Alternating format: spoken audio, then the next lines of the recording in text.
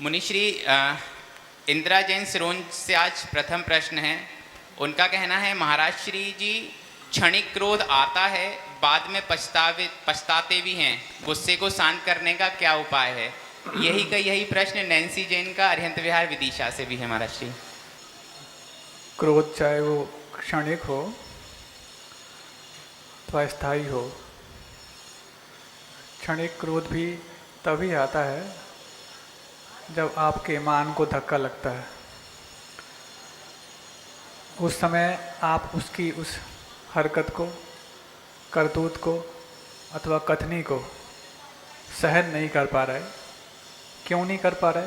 क्योंकि आप अपने आप को उससे बहुत ऊंचा मानते हैं, और जब अपने आप को इतना ऊंचा मानते हैं तो हम ऊंचे हैं और छोटे व्यक्ति ने इतनी बड़ी बात कर दी अथवा कह दी, हम सहन नहीं कर पाए।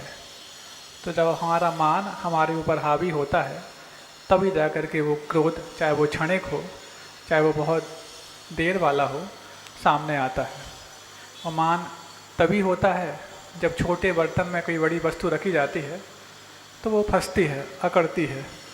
तो हम अपने आप को जब बहुत नैरो माइंडेड या संकीर्ण विचारधारा से अपने आप को पाते हैं, तब जा कर के हमारा मान उबल पाता है। तो अब मान को धक्का लगा तो क्रोध पैदा हुआ, और क्रोध को यदि कम करना है, चाहे वो क्षणिक क्रोध हो, तो उसके लिए पहले मान को कम करना पड़ेगा। और मान को कम करने का उपाय कई बार पहले बताए हैं, आज संक्षेप में एक बार और।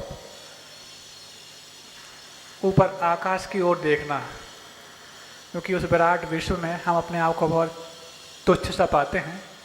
तो जो अभी तक हम अपने आप को बहुत उच्च मान रहे थे, जब ऊपर देखेंगे तो तुच्छ मानने लग जाएंगे।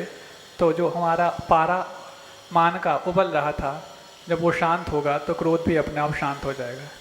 दूसरा, एक गिलास ठंडा पानी। जब भी हम क्रोध कर रहे होते हैं तो हमारे अंदर एक एसिड जनरेट होता है, और उस एसिड को शांत करने का सबसे अच्छा एंटासिड है एक गिलास ठंडा पानी। तीसरा उपाय, अब ये तो क्षणिक क्रोध की बात आपने कही, सिर्फ क्रोध के अलावा बाकी अन्य समयों में भी आप तुरंत रिएक्शन करने की जो आपकी धारणा बन चुकी है, उसको ठीक ठाक करें। हाजिर जवाब हमेशा अच्छा नहीं माना जाता। हाजिर जवाब कई बार आपकी बुद्धिमानी का भी प्रतीक होता है, और हाजिर जवाब कई बार आपको बुद्धू बना के भी छोड़ देता है।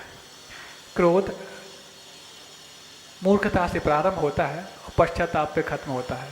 तो ऐसी मूर्खता ना अपनाएं कि हम बहुत हाजिर जवाब हैं, तुरंत हमें देना आता है। बुद्धिमान तो वो है जिसको बहुत कुछ आता हो, लेकिन 10 बार पूछने पर कुछ देता हो।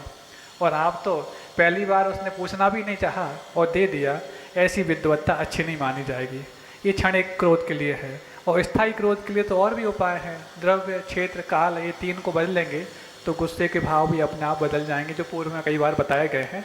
अभी इतना ही इसका।